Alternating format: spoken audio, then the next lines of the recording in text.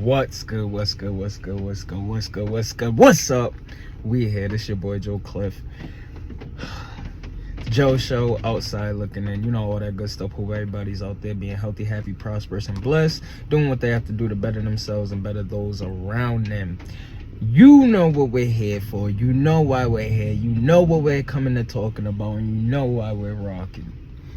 So last year I did a little video talking about how, you know, battle rap is expanding, different types of hip-hop is merging more, like mainstream hip-hop was merging more with battle rap. You seen Drake do the caffeine thing, Remy started her league, you see more rappers coming in, you know, we had King Lush, who graced the stage again last year. J Mills is back. So, you know, the two different entities are starting to lane, they're starting to merge together, same lane. And then we seen Lush 1 of KOTD, GTX, Grind Time, you know what I'm saying? Big staple in battle rap. He's been here pretty much since the inception. He's been putting in his work. Say what you want to say about Lush, feel how you want to feel about Lush. He is one of the people that's been putting in the groundwork and actually building battle rap for a long time. So he was actually, him and Disaster was, they were supposed to do their own podcast, their own type show thing. It didn't really work out, but Lush definitely had the potential. I don't really know what happened so much with the Disaster and Lush 1 show as far as the battle rap content that they was putting out. I remember Disaster ended up getting injured. He tore his Achilles. I don't know if that played a part in it. Disaster was in and out of the country and things like that, and Lush was like more of the consistent one on the platform, you know what I'm saying? He was consistently there. He was starting to pop up on other shows. He was starting to do the Tuesday show, doing some news things, the Monday show with Gina, all types of different things. He was just popping in and out, you know what I'm saying? He was guest starring on different shows on No Jumper, so we started to see him more, started to get more accommodated with the media person Lush rather than just the battle rap entity Lush. And it was looking great. It was looking great, honestly, looking promising. But I told y'all, seriously, I have, like, I'm gonna put the clips in here. I'm definitely gonna put a clip right here. I did like a little TikTok video when everything started to go down, whether it was the Poetic Flacco, whether it was the Almighty Suspect situation, whether it was Almighty Suspect and T-Rail getting into it, whether it was Flacco being called out and him asking Lush for a fade. Like, saying that it's something sexual of nature, dog, I can't let that go, Lush. You feel me? Right? When did he do that? I didn't catch that part. Yeah. No, right? Lush told niggas that I had an open case out and insinuating that it's something sexual of nature. Now again, bro, I cannot tolerate that. And as a man, dog, as a man, yo, win, lose, or draw, Lush, I need that fade outside, yo. I need that fade outside, yo. Oh, shit. That's my last name you playing with, dog. Nah, bro, not like that, bro. I did not see this coming. Flacco's been sitting here for 30 minutes. Flacco's right Nah, here. bro, that's my last name, yo. Ready to go. He said he's in a good mood. He's ready to go. He's like, I'm gonna save this all for last. This is not the Bro, wait, bro, listen, bro, like, I have a father who would die for his last name, but what the fuck would I look like, bro? Being somebody who sits on this platform, I don't bother nobody. I don't talk shit about nobody. I mind my business. For the last month, I'm minding my business. And niggas woke me up to shit yesterday with this fuck shit. You feel me? I'm minding my business. I don't bother nobody, bro. Again, but the where are you from conspiracies? Cool, bro. But to put that smart on my last name, I can't tolerate that, bro. I need my fade outside, Lush.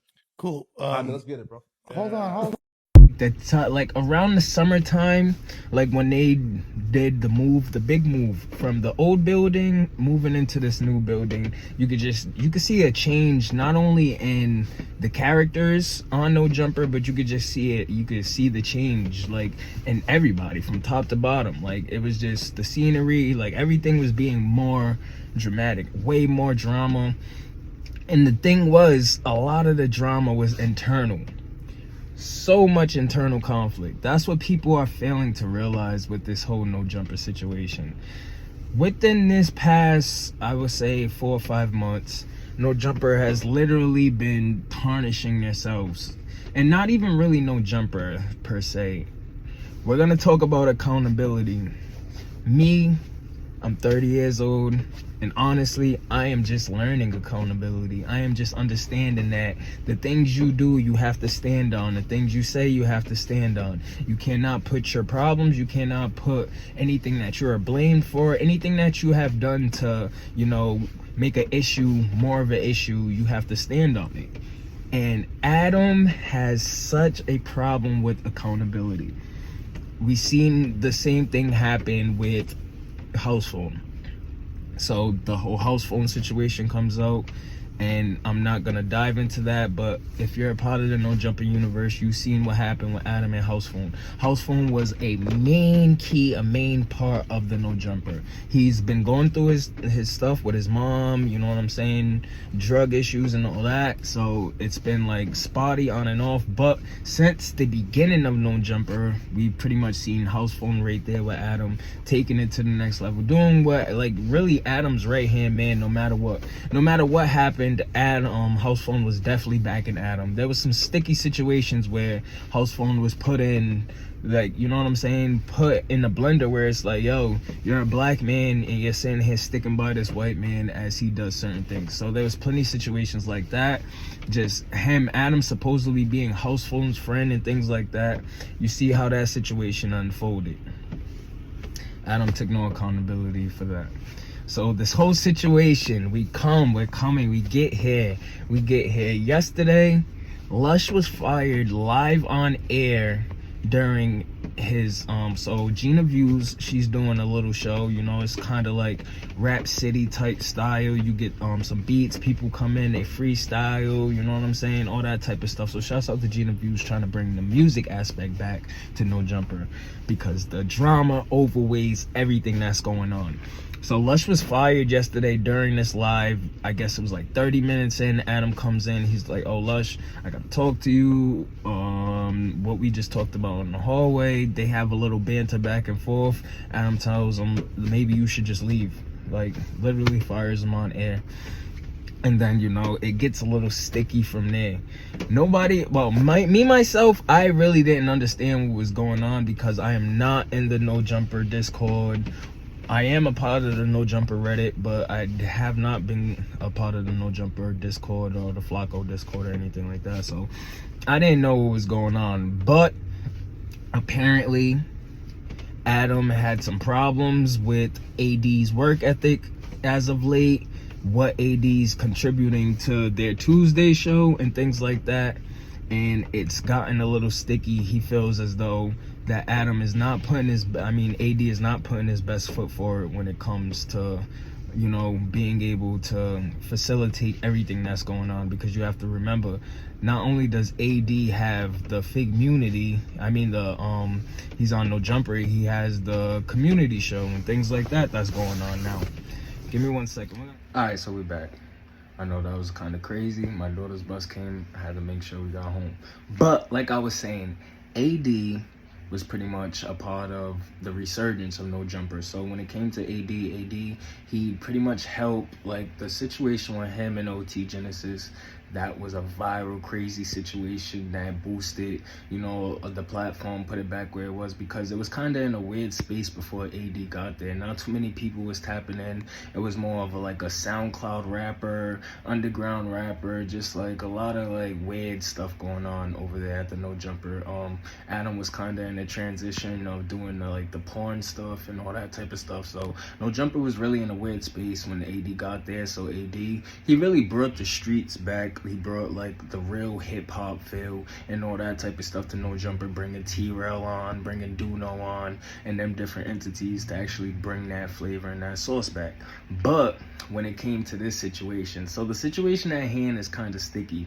So Adam was pretty much saying how AD has been lackluster. He hasn't been able to provide the type of content that he's wanting for the Tuesday show, and they're gonna go in like a really separate they're gonna go in different, they're gonna go on different paths. But the crazy thing was, he was saying this to Lush, he was saying this to Josh, instead of actually going to AD, where AD has been there for years. Lush has just gotten there, so they're looking at it a little weird.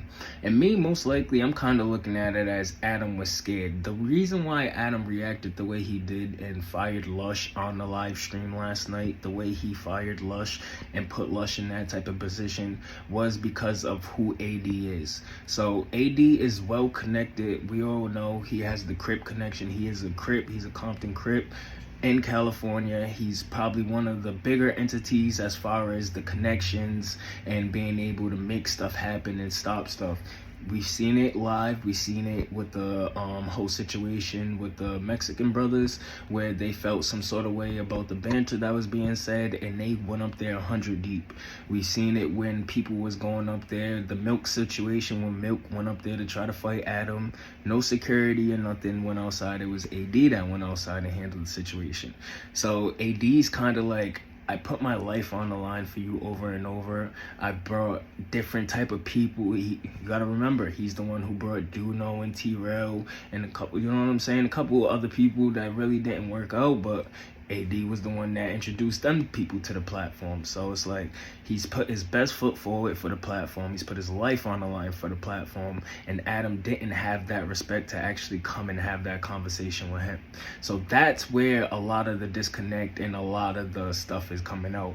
But Lush pretty much got played. So Saturday night, supposedly there was conversation in the Discords. Like I said, I am not in the No Jumper Discord. I am in Academics Discord. I have my own Discord, but I guess there was a conversation about the No Jumper situation and they was pretty much trying to fish out information, and they got it done.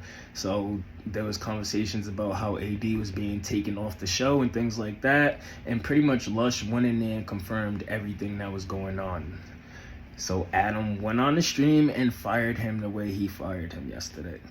Nobody's really mad at Lush. They kind of understand the situation. Lush explained his side on the community yesterday. He was back on Fig with T-Rail and Smack.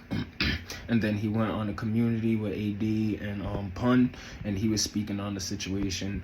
And a lot of it is like, I don't know what's going on. I don't know who's who. They was talking about this guy named Guilty that could have set everything up and made everything seem the way it is. But like I said, this was foreseen a while ago. And the whole situation is really at hand. The question is, does Adam really value his friendships and his and other people's perspectives when it comes to certain situations? Because we've seen it time and time again. We've seen the house phone situation, you know what I'm saying? We see this stuff with AD, the way he just treated Lush, and he said he believed that Lush was going to be an integral part of the No Jumper, the No Jumper universe. He believed that Lush was his good friend. He confided in Lush and all this other stuff. And this is somebody that literally just came on not even a year ago. It's little less than a year ago, where you have AD, who's actually put his life on the line time and time again. He's actually provided content and stuff like that. So I don't know if it's more or less of AD and all them, because if you want to be honest, I'm tapped into everything that's going on YouTube. So like the community, the Fig community, AD, Smack, T-Rail, Pun, they came together. They have a show that's going on in June in California. That show has been sold out, both of them back-to-back sold out shows. Yesterday, T-Rail had about 15 to 18,000 inside of their live, and then the community had about 20,000 people inside of their live, and them lives are doing better than most of the No Jumper streams.